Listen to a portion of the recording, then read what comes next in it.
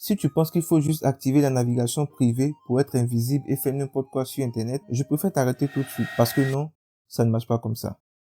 Déjà, la navigation privée, c'est une illusion de discrétion. Oui, à première vue, ton historique ne s'enregistre pas, même si elle est technique pour le voir. Oui, les cookies sont effacés à la fermeture. Et non, les autres personnes sur ton ordinateur ne verront pas ce que tu fais.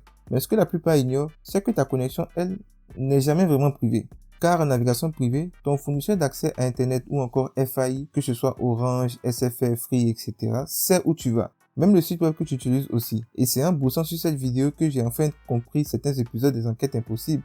Comme quoi, tout laisse des traces.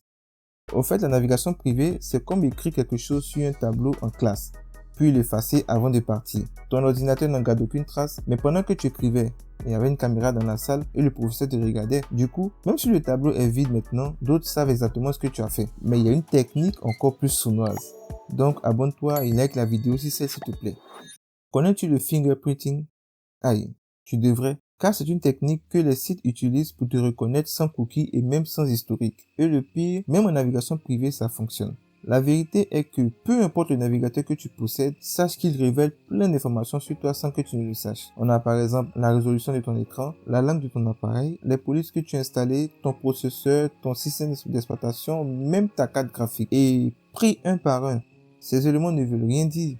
Mais ensemble, ils forment ce qu'on appelle une empreinte numérique unique. Et c'est comme aller dans un magasin avec un masque, mais tu portes toujours les mêmes chaussures, tu as toujours la même voix et tu fais toujours les mêmes gestes. Même sans dire ton nom, le vendeur sait automatiquement que c'est toi, juste en te regardant. Et si tu penses que c'est faux, va sur ce site que je vais mettre en description de la vidéo et tu verras ton empreinte unique. Du coup, la question qu'on est en droit de se poser, c'est est-ce que la navigation privée te protège vraiment? Alors non, elle t'offre juste un voile très fin. Tu es peut-être invisible pour ton frère ou ton père qui fouille ton ordi, mais pour Internet, tu es juste transparent. Et ça, c'est une réalité. Alors que faire? Tu veux vraiment de la vie privée? Ah, tu vas devoir aller plus loin. Déjà, utilise un navigateur comme Brave ou Firefox avec des extensions comme uBlock Origin ou Privacy Badger pour bloquer les trackers invisibles. Change de moteur de recherche et dis bonjour à DuckDuckGo. Utilise un VPN pour cacher ton adresse IP comme CyberGhost VPN. Ah mince, je suis pas sponsorisé. Et si tu es vraiment parano, utilise Tor Browser qui est lent mais ultra discret. Mais tout ça, c'est une autre histoire.